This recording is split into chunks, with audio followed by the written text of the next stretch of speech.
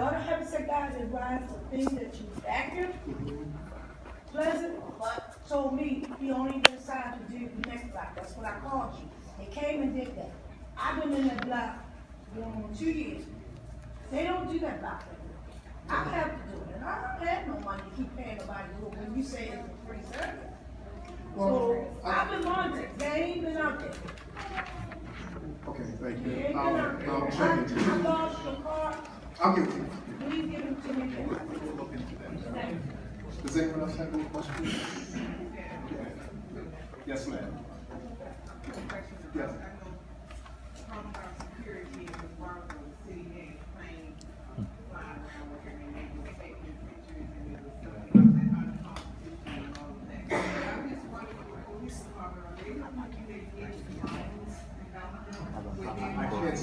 I can't speak on behalf of the police department anymore, man.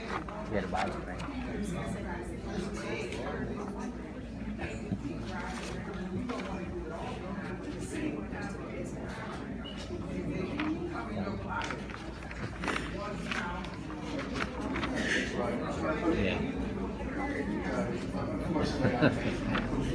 Yes, sir. Back in the rear.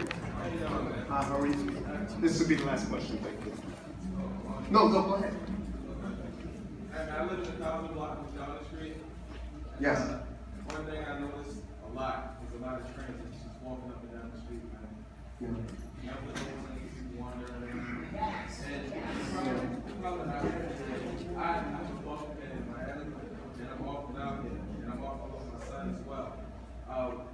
My only question is, what are you guys doing about this transit, man? Well, She's on my own driveway, again, chased that's. me on my own driveway.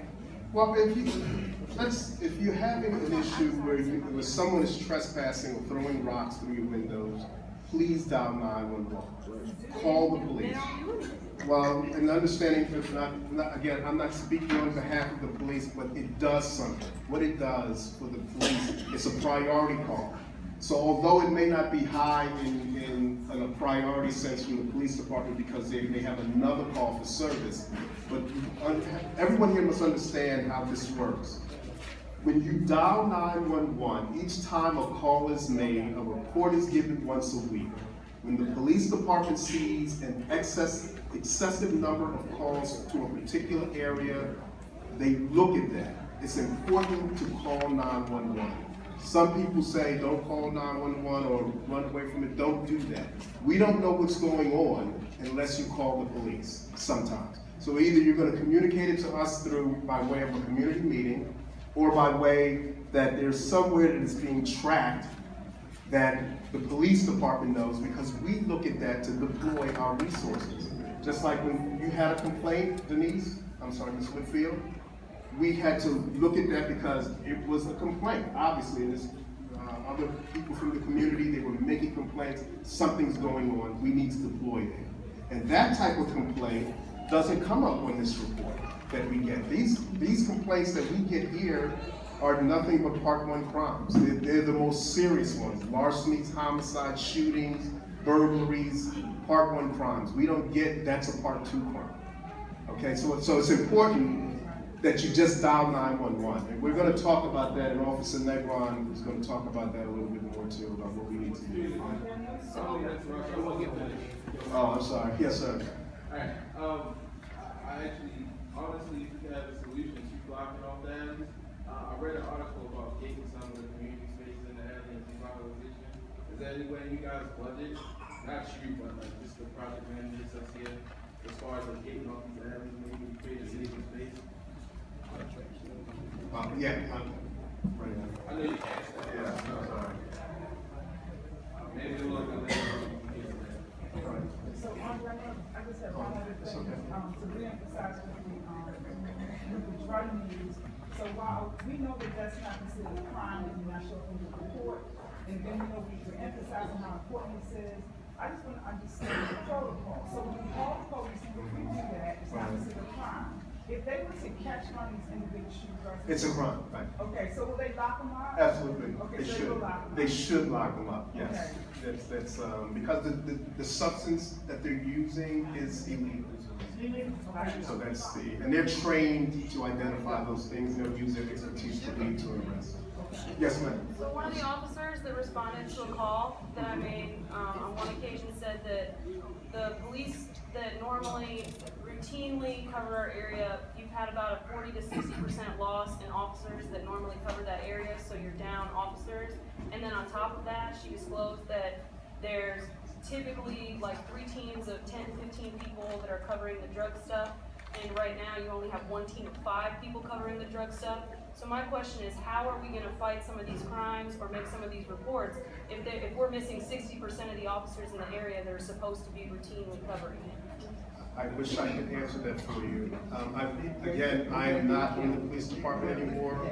I can say that, yes, I think it's not just in Baltimore, but nationally there are issues with staffing in the police. But they're working, I can tell you people are working very hard. So we really understand the importance of this issue. I mean, it really is critical.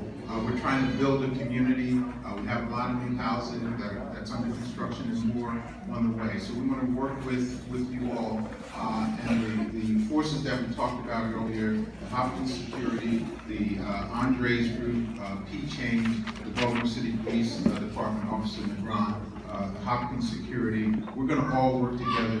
We're continuing to meet, evaluate the situation, and trying to come up with new solutions that can be helpful. But it is, I understand the concerns, but it is an ongoing issue that we're going to have to continually work at. I mean, there's no silver bullet, put it that way. So we have to continually work at it and just do little things along the way to make things better. I got a question. My mom right here, we was living on College Street right in front of the school. We was displaced from our home when y'all first did the project back in 2006, I think, 2007. But we never got a call back on when y'all going to allow people that used to live in the community to move back into the community. Okay. So Al, Barney in the back, talk to them. The answer with him is he's trying to get to the bottom of it. I understand he's doing what he can do. I just got in contact with him. But when it gets to the upper level where you at, when will the process even begin? Okay, we've started the process. We're contacting the people who were displaced, and we're Because coming now, up. like my little brother, even though he done grown up and everything, they done placed him out in what's that, Glen Burnie. He's so far, it's not even bus stop out there. Yeah. But I'm trying to get it to where though. When y'all gonna start? We're working on an opportunity to return the program. Talk to Al. Like people that y'all gonna move back into the community before. Talk to Al, and we'll get your name, we'll get your information. I'll personally follow No, up. that's the answer. So 11 years ago, that was the answer. Well, I wasn't here 11 years ago. Okay, so we'll, I'll personally follow up with you. Thank you. Okay. Thank you. Okay, we're going to go back to the infrastructure, talk about what's going on in terms of the project from Chase.